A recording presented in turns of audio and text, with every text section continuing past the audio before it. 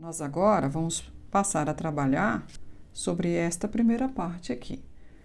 Como o último ponto saiu deste buraquinho, nós vamos começar a trabalhar neste buraquinho seguinte aqui.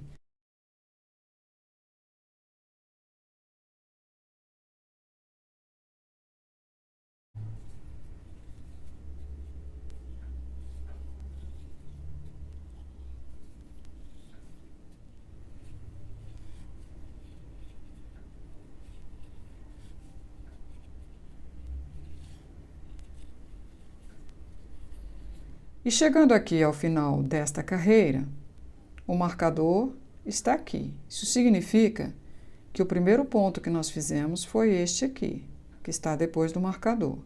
Então, nós vamos inserir a nossa agulha neste buraquinho de onde está saindo o marcador, onde ele está colocado, para nós fazermos o primeiro ponto. Então, vamos tirar o marcador.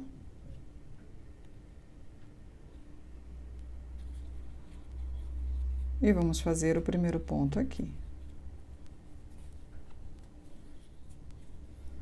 Vamos colocar o marcador antes dele.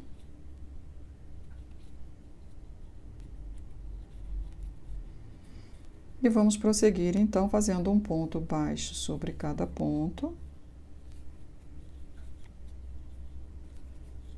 até o final desta carreira.